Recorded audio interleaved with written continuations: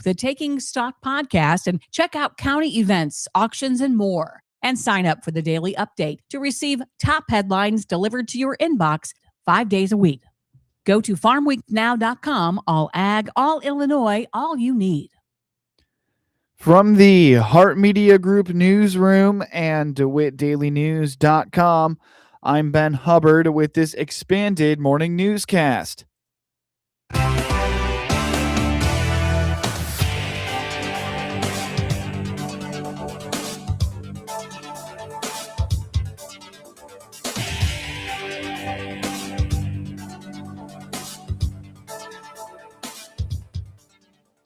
Good morning, and thanks for being with us. I'm your host today, Ben Hubbard. The news is brought to you by Baum Chevy Buick in Clinton, your Silverado headquarters, as well as Connexus, offering fiber internet in Clinton. Click their icon on DeWittDailyNews.com to find out more. A new school year underway means a new year for a Clinton nonprofit. On the WHOW Morning Show Monday, Wendy Dement, executive director of the Vault in Clinton, told the Hart Media Group that a new year with students kicked off last week, and this week resumes its regular programming schedule. Well, we kicked off on Thursday with our junior high night. It was superheroes versus villains. They guys had a great idea to have the games where the kids all had to wear name tags. So that was super for all the incoming sixth graders who we haven't met yet. And we had 95 students on opening night. I'm wondering if that was a record for our opening night. It's the most we've ever had on a junior high night, but it's pretty close. They had contests against, superheroes versus villains, and the superheroes did win that night. Okay. So they get to pick out the food for free food on Thursday this week. According to Dement, this week resumes the Vault school year schedule with hangout times dedicated to both junior high school and high school students. Additionally, there are hangout nights with different themes throughout the month. So Mondays are for junior high kids, and they can get bussed over from the junior high. Mondays and Tuesdays, they can get bussed over. So from 3 to 5:30 is a regular hangout. And then from 5:30 to 6:30, we have what are called after hours. Kids can sign up for those when they get there during the hangouts. They sign up. We have 2 classes they can pick from. Those can range from either maybe a culinary class, a STEM class. Sometimes it's going to be an outdoor activity like, kickball, or we've had pickleball. Just kind of depends on what the theme is that month. Those classes are limited to 10 students apiece. So we can, have our instructors have to focus on those 10 kids. They rotate every month. We have different classes. So that's on Mondays. We also have the after hours on Tuesdays. Tuesdays, the difference is we're open for junior high and high school. Tuesdays also, it's 3 to 5:30 for hangouts, and then 5:30 to 6:30 for after hour. On Wednesdays, we don't have any programming. Thursdays from 5 to 8 is junior high events. So that's always going to be something like this week was superheroes versus villains. Sometimes it might be Nerf night, glow dodgeball, some sort of event, sometimes karaoke, which is always a fan favorite.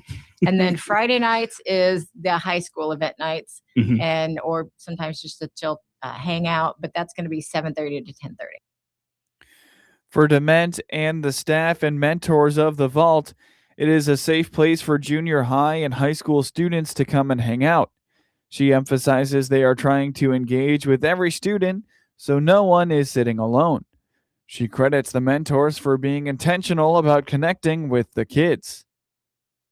We make sure they feel like they're valued, they're loved. We have mentors that come and spend time with them. We make sure that nobody's just sitting in a corner by themselves, not doing anything. It's a safe place to come and have those activities. Our mentors will, they rumble with them, which is just guided conversations. They'll have, there's some kids that just need a time to decompress. So if they want to be sitting by themselves and having some quiet time, that's fine. We're just going to make sure that's not, we want to make sure that is their choice. So we have the hangouts, we have the after hours classes that we talked about that are different activities that hit on all of the values that we have. We also have tutoring that If they have a subject that they're maybe struggling with, that's Thursdays from 3:45 to 4:45. We do need people to sign up for that. So if they contact Jason and let us know what it is they're having an issue with, we can find somebody that can help with that. So we have those things. We have our cafe, which is a small business program. So they sign up and then they're going to learn the soft skills that they need to go out and get a job later on. We have that, and that's all student run. And Dylan is now the director of that. Tammy has left to go pursue other opportunities. And so he's leading that with our student manager. So yeah, that's kind of in a nutshell what it is. It's a great place to come and hang out. And we love being with the kids. It's everybody that works there really has a passion to work with the kids. Dement reminds students they get one free hangout at the vault, but they need to register after that. Registration forms are available at the front desk, and students can register at any time. For more information, Dement encourages students to visit them on the north side of the Clinton Square. Visit thevaultclinton.com or follow them on Facebook and Instagram. Coming up shortly on this expanded newscast, August is National Sandwich Month. After a very pleasant stretch of weather in the Midwest, the warm weather returns in time for the weekend. On the WHOW Morning Show Monday, Ed Shimon at the National Weather Service in Lincoln told the Hart Media Group that through midweek, things should be incredibly nice. There is a chance of severe weather on Wednesday, though, later in the day. Today, banner day. 80 for a high, light and variable wind. You couldn't get a better August day than that, really. And the humidity's generally low. Today and tomorrow, the humidity is going to be comfortable, but it's going to ramp up Tuesday night. And Wednesday actually is when our cold front is going to be coming through. So that's our severe target day is there's a marginal level 1 of 5 right now for Wednesday, but they'll probably add in a level 2 of 5 at some point, and central Illinois might be a part of that, I think. So Tuesday is high 82. Wednesday, we're going to warm up a little bit more up to 86 with the dew points, making it more uncomfortable there. But our severe threat is a late afternoon, like 5 o'clock to maybe 10 o'clock that afternoon, evening, for some severe weather, some large hail, damaging winds. The tornado threat is a little more uncertain, but I would suspect that if a butterfly flaps its wings in Illinois, we get a tornado. So probably have a little bit of a tornado threat there. There is a slight chance of rain late Friday into Saturday. Shimon says the National Weather Service is hosting a Saturday open house. The rest of the week looks actually better. Sunny on Thursday, 84. Sunny on Friday, 84. Saturday's looking a little uncertain. We have our open house Saturday, and the showers showing up in a few models in Lincoln. Right now, we're keeping it relatively low just to the uncertainty levels there. But 85 and, more clouds, maybe a fefew showers. Saturday night, we do have showers in the forecast. But then Sunday, maybe partly sunny and 87. So it'll be a warm weekend coming up. Mid to upper 80s. Humidity will probably be up there. So you enjoy these first couple of days. They're going to be nice. Later this week, we'll have more with Shimon on all the rain from the month of August and its impact on drought in the area. We'll also have more with Shimon on the fall outlooks. Visit weather.gov/Lincoln for more weather forecasts and weather data. You're listening to the WHOW Morning Show. Let's take a quick break with a word from our sponsors. In the communities we call home, connection means something more. That's why Connexus Fiber Internet combines the strength of a locally owned network with support from people who call this community home. The internet that powers your day should be built with the same care as the community around you. Connexus provides the speed you want, reliability you need, and the service you expect from neighbors who live here too. Luxury speed, hometown heart. Nothing connects us like Connexus. Baum Chevrolet Buick offers full transportation options while giving you peace of mind. This is Scott Baum from Baum Chevrolet Buick here in Clinton. This is what we do every day. We listen to you, give you options for routine maintenance, major mechanical problems, or collision repairs with a staff that's knowledgeable to find the best option for you. Baum Chevrolet Buick, your full-service dealer. See us at bombchevybuick.com right from the start. News time is 18 minutes after the top of the hour. You're listening to the WHOW Morning Show. August is National Sandwich Month. University of Illinois Extension nutrition educator Caitlin Mellendorf indicates there are always trendy ways to make your meals more nutritious, and this summer the trend appears to be grilling those vegetables before putting them on your sandwich. It's a trend lately I've been seeing for grilling your vegetables and letting them cool just a little bit before you add them on your sandwich, so you get a little bit of a softer taste, really kind of a meatier kind of sandwich with some heavier vegetables. So eggplants or squash or bell pepper or something a little bit more like kind of hearty with that. In terms of protein, we always want to have a protein source on that. So if you're going for meats, so chicken salad, tuna salad, deli meats, or if you're going more vegan or vegetarian, there's a lot of really nice recipes for bean-based kind of like chicken salad substitutes, but using beans in place. Or if you want to go fancy with like a tofu or soy-based protein, it's going to be a good option. And then thinking about, where's that flavor coming from? Are you adding in mayo or mustard? Are you spreading on some pesto? Are you adding in certain flavors of cheese or slices of like avocado or cream cheese or hummus? Like, where's some of that flavor coming from? Because that's going to be really enticing to wake up the taste buds and say, can add some flavor. And then lastly, just thinking about the texture and the temperature. So if you're like, I've been having these, cold deli sandwiches for a while, I'm kind of bored with that. Can it be a grilled option? We've got a really old recipe. I got to go find it somewhere for a grilled tomato, and I think it's like tomato, avocado, and like tuna is like a grilled sandwich, right? So you could add that heat to those sandwiches just to change it up a little. Also trendy in recent years are fiber and low-calorie tortillas and even some bread loaves. Mellendorf indicates these are great ways to increase that fiber intake. She cautions to be mindful of turning to a whole, full fiber wrap or loaf because there could be surprise consequences to that overload of fiber. Really great way to get in fiber. I always caution if you are not used to them, because a lot of those, and even some sandwich slices as well, you're looking at, instead of maybe like 2 to 3 grams per slice, you might be looking at like 8. I've seen up towards of like 20 grams of fiber. Oh my. Your daily goal, like across your entire day, it's about 25 to 35 grams. So if you're already starting with one wrap at like 10 or 20 grams of fiber, your digestive system is probably going to go, whoa. And you may have some either like rebound constipation or diarrhea as part of that. So if you're looking for that, try maybe a half of a wrap first just to see how your system sits. And then you're working up towards that larger amount. But they're a great way because they are very low carbs. So you're getting in that fiber for folks managing blood sugar. Great addition to support that. With the vegetable garden harvest in full swing for many growers, Mellendorf says it has never been a better time to try out new things with those vegetables you may be finding at the grocery store or in your own backyard.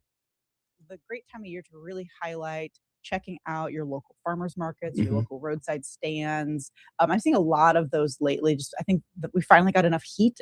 The spring was kind of cool, but we've gotten some heat lately. So all those things are just going. So it's a great time to explore because you're going to get that really awesome flavor. Sweet corn out of season, tomatoes out of season in the middle of winter. They're just not going to have that same brightness and freshness that you're going to get locally. And then also you're supporting your local growers and just even your backyard gardeners that are making just a little side hustle with a little extra money for their crops that they're growing. And you're getting to hopefully meet people in your community that are growing these things. And then if you have questions about how to preserve those, I was telling you off air that I stopped at a roadside stand selling sweet corn, and a woman wanted to buy 80 ears of corn. So she's planning to freeze those. I got to talk to her just briefly. So if you have questions on preserving those or what things to do with them or how to store your different foods, even if you're not going to preserve them later, I invite you to come check out our extension website, so extension.illinois.edu, for a variety of different just recipes and tips and blogs and all the things. If you're looking for something specific, do a search for it and it's probably there. Many may remember the 5-a-day campaign from the late 80s and early 90s. that Mellendorf says still has a lot of good applications. She says it includes the recommendation of 1 to 2 servings of fruit per day and 2 to 3 servings of vegetables per day. Fruits and vegetables are a great source of fiber along with vitamins and minerals. Looking at insect data from the 2026 growing season, State Ag Pest Survey Coordinator Kelly Estes finishing up statewide pest surveys for the summer. And we're starting to get a clearer picture of what things look like in terms of pest populations across the state. Initial observations while we were out there is that there weren't a lot of insects in places. It was surprising, maybe even a little disappointing to the entomologist in me. But what's really hard for us to determine is were populations truly down before we started, or a lot of times for us it's and we kind of said this in the hallway talking, it's a race against the planes. Sometimes as we get into July, as we're trying to get to all corners of the state, but there's a lot of activity in fields of spraying going on with farmers taking care of business. And this survey is random, so we don't always know what management practices are going on. But, just a quick glimpse, rootworm populations are very, very low. We saw probably the fewest rootworms I've ever seen in cornfields. Same with soybean fields. There are a couple areas in the state where we saw some, but even then, numbers were down. The survey involves data from around 45 counties. Should Illinois follow Iowa's lead and not allow school to start until after the state fair? It's something Illinois Farm Bureau President Philip Nelson was asked about on Ag Day during the Illinois State Fair. I've heard it many times. Our son that's showing here, we show Monday. He's in school Tuesday. Yeah. And it is a concern, especially when the state fair rolls back, a week. You get into that, whether kids are going off to college or high school, grade school. I do think there's something to that. When I was ag director, we looked at that, and it's far easier to talk about it than to do it. Well, and it was talked about at one time, something like Iowa is doing now, but it hasn't gotten any further in that discussion. The Illinois State Fair and Iowa State Fair ran on the exact same days this year, August 13th through 23rd. The 2026 high school football season is underway in Illinois, which is a perfect time to talk about mascots and logos.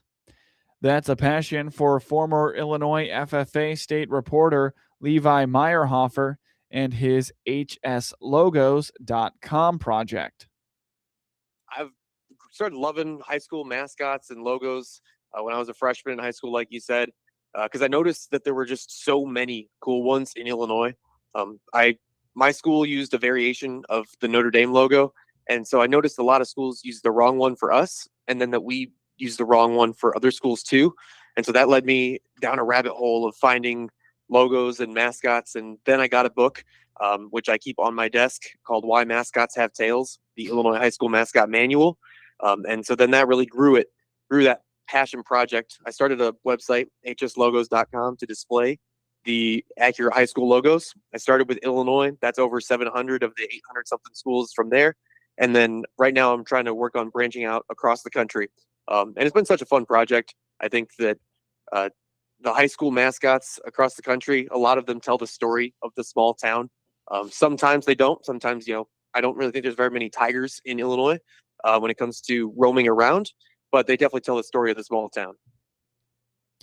Again, his website is hslogos.com. Meyerhofer served as Illinois FFA state reporter during the 2022-2023 term. He is a graduate of Seneca High School and Western Illinois University and is now a first-year teacher at Tri Point High School in Cullum. It's been a summer of statewide travel for Miss Illinois County Fair Queen, Krista Phillips. I've been to 26 different county fairs, and I have 2 more in September after the state fairs are over. It's been amazing. Everyone is unique in their own different way, but one thing that is the same throughout all of it is that the communities are really supportive. And so whether that's of the queen pageants, of the 4-H'ers, or just of people just attending the fair and giving back to their community, that's something that I love seeing is constant throughout the whole state. Phillips hails from Effingham County and is a recent graduate of the University of Illinois. She reigned over the Illinois State Fair August 13th through 23rd and will be at the DuQuoin State Fair August 28th through September 7th. Now for your local obituaries. Beverly E. Eagleton, 79, of Decatur, Illinois, passed away at 12:56 p.m. August 20th at her family residence in Decatur. Graveside services will be 1 p.m. Wednesday, August 26th at Friends Creek Cemetery in Argenta, with Marty Waller officiating. Calvert Funeral Home in Argenta is in charge of arrangements. Online condolences may be made at calvertmemorial.com. Get news anytime at DeWittDailyNews.com. With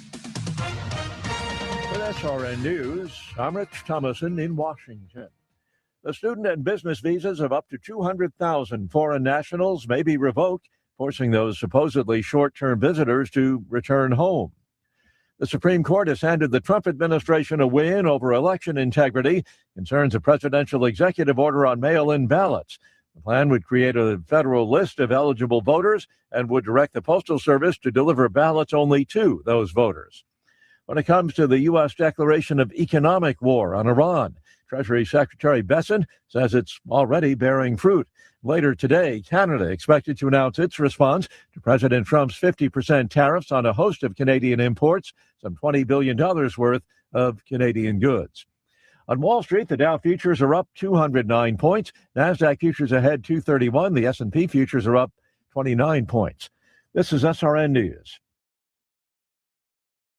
Are you carrying more than $10,000 in credit card debt? Do you feel like you're running on a financial treadmill, making payment after payment, month after month, yet never getting ahead? If you're tired of watching your hard-earned money disappear into interest charges, there may be options available to help you take back control of your finances. At Total Financial Freedom, they'll show you what qualified consumers may be able to save through programs designed to help them resolve debt faster than making minimum payments alone. The consultation is free, confidential, and comes with absolutely no obligation. Why spend years, sometimes decades, paying thousands in interest when there may be a better path forward? Total Financial Freedom is a Christian-owned company that has helped thousands of Americans pursue financial freedom for nearly 20 years and is proudly A+ rated and accredited by the Better Business Bureau. Call now and ask how you can receive a complimentary copy of The Debt Dietitian. Stop running in place. Start moving toward financial freedom at 866-844-7344. 866-844-7344. From the Hart Media Group newsroom, IL Sportswire, and DeWittDailyNews.com, I'm Ben Hubbard with this local sports report. Corey Seager had 3 hits and 3 RBIs. Jake Berger and Wyatt Langford homered to lead the Texas Rangers to an 11-2 victory over the Chicago White Sox on Monday night. Ezekiel Duran drove in 2 runs, and Texas, who sits at 66-66 overall, out-hit the AL Central leaders 14-5 to move a half game ahead of idle Houston to take sole possession of first place in the AL West for the first time since July 30th. Kumar Rocker, who is 5-10, pitched 5 2/3 innings for the win, allowing 2 runs on 5 hits with 8 strikeouts and 3 walks. Robbie Alstrom retired all 4 batters he faced, and Jordan Montgomery finished with 2 perfect innings. Jock Peterson drew a walk from Jose Urquidy, who is 2-2, to start the game before scoring on Duran's groundout. Evan Carter added a 2-out RBI double for a 2-0 lead. In a vast majority of their games, when they score first, there's a line drive, base hit, right field corner. One run is in. Durant coming around third. He's going to be held. It's a double for Evan Carter to make it 2-0. Brandon Nimmo robbed Andrew Benintendi of a 2-run homer in the bottom of the inning to keep it 2-0. Rockers 1-0. Hit in the air out into right. It's way back there. Nimmo at the fence. He leaps, and he caught it. He just took away a game-tying home run. Durant's 2-out infield hit with the bases loaded made it 3-0 in the second. Peterson was ejected by plate umpire Chris Guccione for comments from the dugout before Carter's groundout ended the inning. Peterson, mired for an 0-for-24 slump, struck out looking and was too late trying to challenge the call to start the inning. Swinging a ground ball to Mydroth, and he fell down. Everybody's safe. He had to go get it on the other side of second base, and he blew a tire, and it'll be a hit for Durant, and it's 3-0.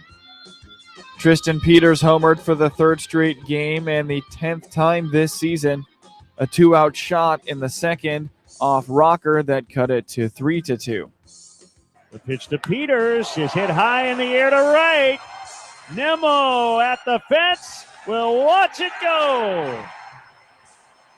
3 days, 3 homers for Peters. A 2-run shot, and it's 3-2 in the second.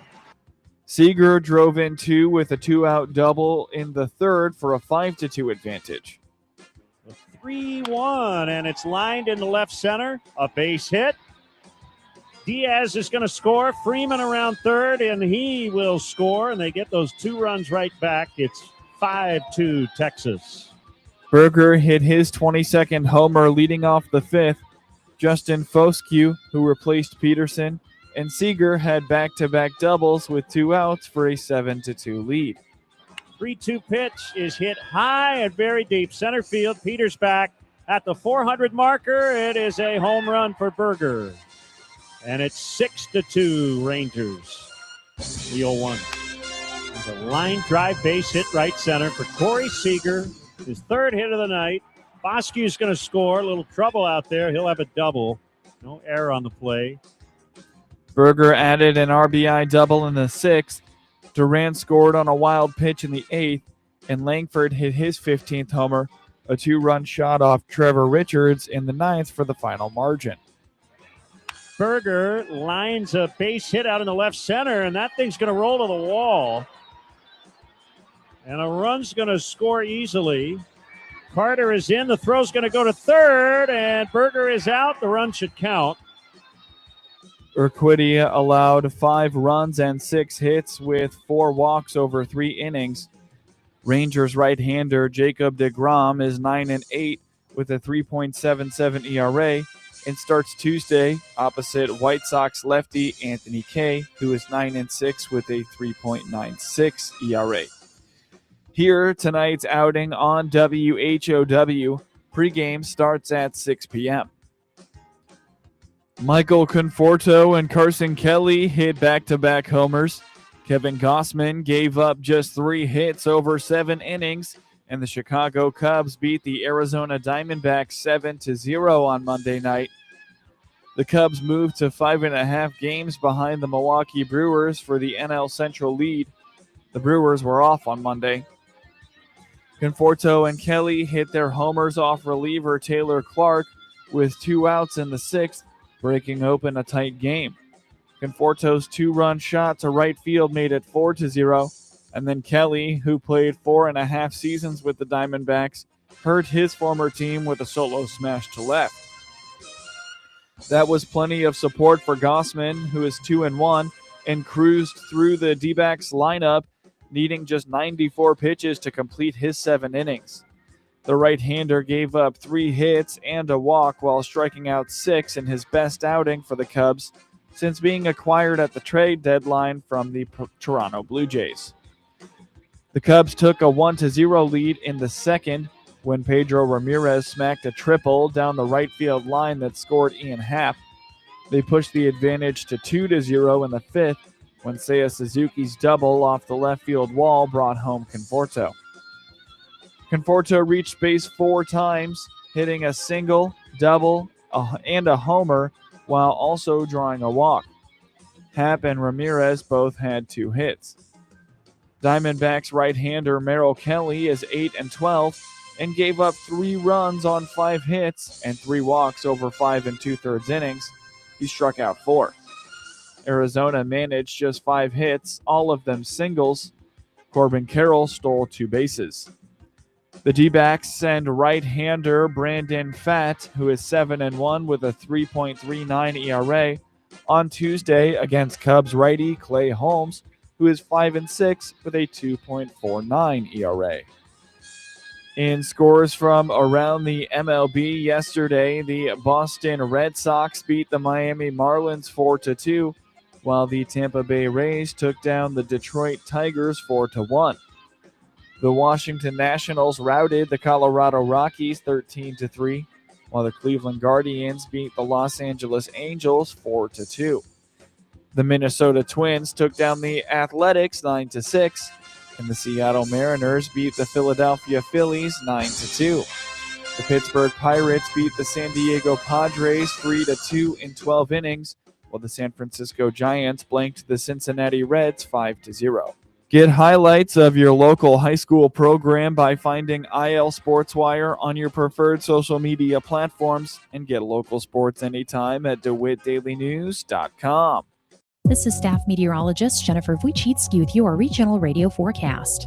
Mainly clear skies develop with fog and spots early today, with daytime highs approaching 80. Southeasterly winds around 5 miles per hour. Partly cloudy skies tonight, lows dip down to about 63.